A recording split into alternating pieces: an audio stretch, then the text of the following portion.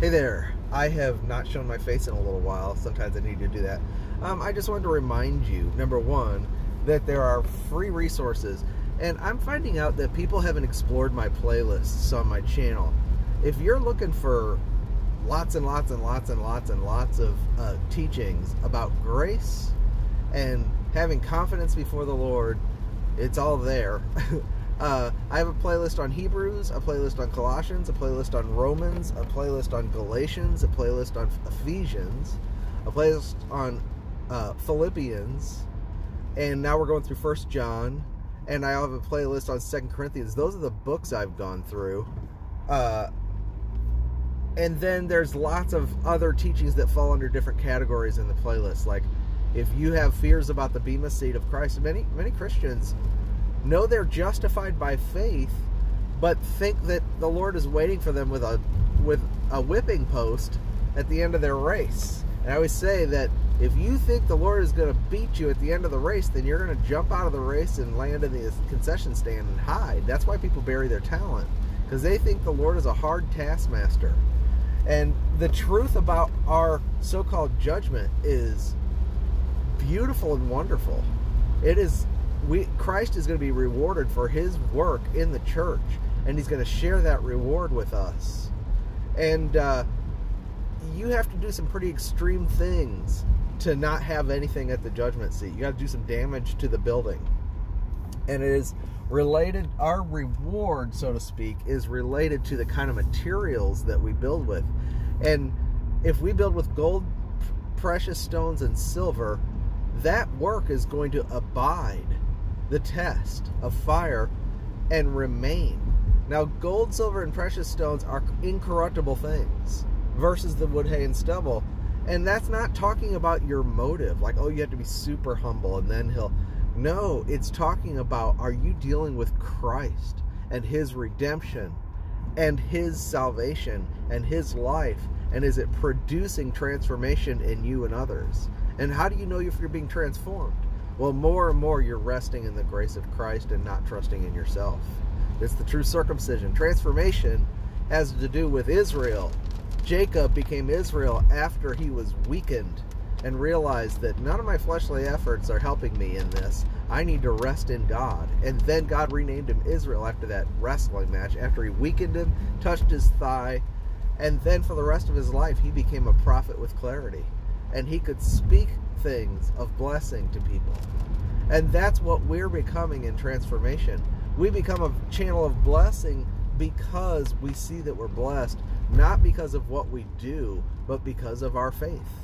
And when you have that as your foundation, then you start building with wood, not wood, hay, and stubble, but gold, silver, and precious stones. Gold speaks of the faith that was tried by the fire and is found to glory and honor and praise at the coming of Jesus Christ. It's the incorruptible, imperishable faith that comes from the incorruptible, imperishable Word of God. And silver speaks of the redemption of Christ. And then the precious stones speaks of transformation and building up of the new city Jerusalem. Anyway, there's a whole playlist for the bema seat. My purpose is to help persuade our hearts of the love of God and deal with the conscience and all the minute little fears and traps that we've stumbled in over the last several years of spending our time in the Word and in Christianity and being damaged by our wrong concepts. And that's what I teach about. And in addition, now I have to say this, in addition to the playlists and the teachings, I write books. I spend a lot of my time transcribing these messages into written form. And I did one on Hebrews, Colossians, one on the difference between the New Covenant and the New Testament. What we have is an inheritance by a testament, not a covenant where there are terms and obligations on us.